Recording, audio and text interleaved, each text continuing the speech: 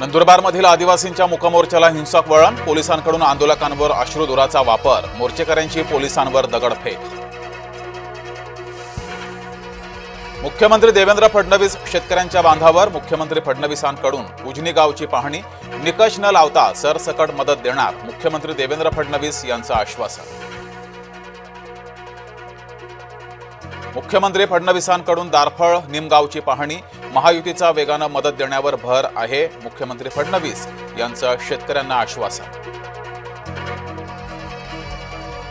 पीक नुकसानीच्या सह पशुधन नुकसानीचीही भरपाई देणार, महसूल मंत्री चंद्रशेखर बावनकुळेंची घोषणा।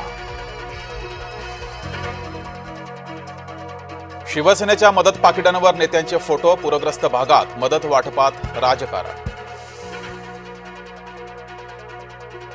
पावसानं झोडपलेल्या मराठवाड्यात ठाकरे गटाचाही दौरा, उद्धव ठाकरे धाराशिवचा दौरा करणार।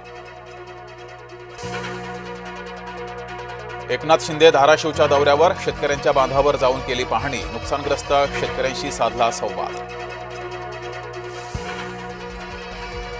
अजित पवारांनाही आला शेतकऱ्यांच्या नाराजीचा अनुभव, सोलापूरचा दौरा आटोपून उपमुख्यमंत्री पवार मराठवाड्यात। मंत्री पंकजा मुंडे पोहोचल्या जालन्यात, बैलगाडीतून केली दुष्काळग्रस्त भागाची पाहणी।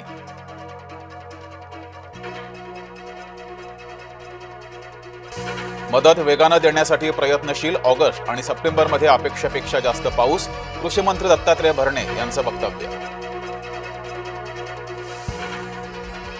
पूरग्रस्तांच्या मदतीसाठी महायुती सरसावली, मुख्यमंत्र्यांसह अनेक मंत्री पूरग्रस्त भागात, प्रशासनाला हाकण्यासाठी मंत्री सक्रिय।